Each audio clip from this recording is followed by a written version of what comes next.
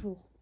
Aujourd'hui, nous allons traiter le sonnet El Desdichado de Nerval, qui est un célèbre poète romantique du XIXe siècle, connu pour ses nouvelles et poèmes.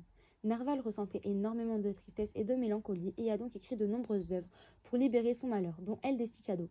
Il a d'ailleurs écrit ce poème durant sa période de démence, face à ses troubles psychiques. Le fait de les extérioriser en écrivant des poèmes lui a donc permis de relever la pente, à savoir que El Desdichado est l'une de ses œuvres les plus connues, ayant été écrite en 1854.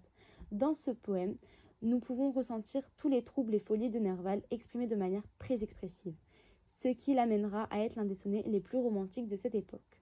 Ce sonnet est composé de 2 quatrains et de 2 tercets. Étant un sonnet à rimes croisées, les vers sont écrits en alexandrin. Donc nous allons passer à l'analyse du poème.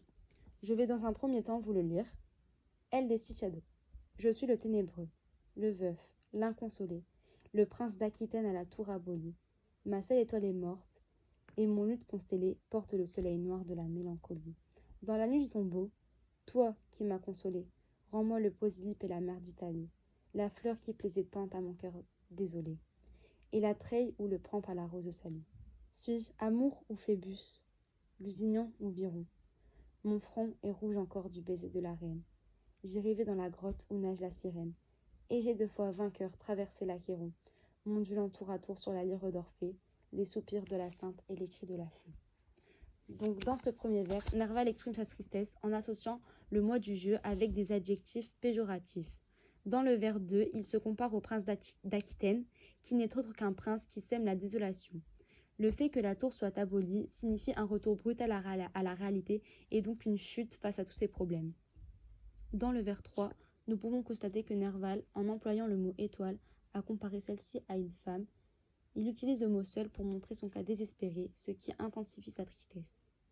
Dans le vers 4, Nerval utilise un oxymore en assemblant le mot soleil et noir, en utilisant la poésie pour faire part de sa tristesse et de sa mélancolie. Il utilise donc la poésie en tant que thérapie. Nous passons donc à la deuxième strophe. Dans le premier vers de celle-ci, le mot tombeau peut signifier la mort, mais le poète l'utilise pour désigner le sommeil. Il s'adresse donc à son sommeil, nous montrant que celui-ci l'a beaucoup aidé.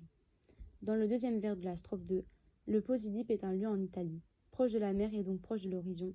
Le poète nous montre alors qu'il cherche à aller de l'avant et retrouver le calme dans son esprit. Dans le troisième vers, en utilisant le mot fleur, Nerval nous parle de nature qui est symbole d'évasion chez les poètes romantiques.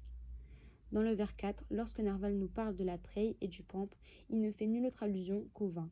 Il nous parle donc de l'alcool qui a comblé son manque.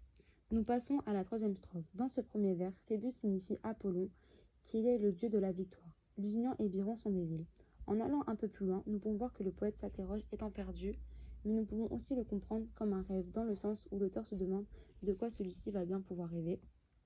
Dans ce troisième vers, nous pouvons constater une réponse à sa première question. Il est en effet amour et nous montre donc qu'il a rêvé d'une femme. Dans le quatrième vers, il répond également à sa deuxième question, nous montrons qu'il a rêvé de Biron, qui est une ville près de la mer. Et en utilisant la sirène, qui est une créature de la mythologie, nous pouvons donc constater qu'il parle encore d'une femme. Nous passons à la quatrième strophe. Donc dans ce premier vers, l'Achéron est dans la mythologie grecque un fleuve qui mène vers les enfers. Souligne donc qu'il a 2 fois vainqueur échappé à des tentatives de suicide. Dans le deuxième vers, il emploie le mot Orphée pour désigner la poésie qui lui a permis de s'évader. Et pour conclure, dans le dernier vers, les mots sainte et fée représentent la femme idéale, mais la fée peut aussi être vue comme l'amour qui est un sentiment qui peut faire mal. En conclusion, la poésie romantique est bien un moyen de fuir le réel. Nerval nous l'a prouvé, car même en nous montrant clairement son mal-être et sa mélancolie, il a cherché tout moyen possible de la contrer en utilisant la nature, en faisant aussi allusion à ses voyages, mais aussi en extériorisant toute sa tristesse à l'écrit. Ce qui nous montre qu'à travers la poésie, le poète cherche tout de même à s'en sortir et aller de l'avant, en l'utilisant comme thérapie. Pour ma part, j'ai beaucoup aimé ce poème, car le fait que l'auteur ait employé plusieurs de ses ressentis et de ses émotions en utilisant énormément de comparaisons et de métaphores a rendu ce poème que magnifique et m'a énormément touchée. Lors de la lecture de celui-ci, je me suis sentie comme étant dans une autre dimension, où le rêve et la nostalgie prennent le dessus sur la raison.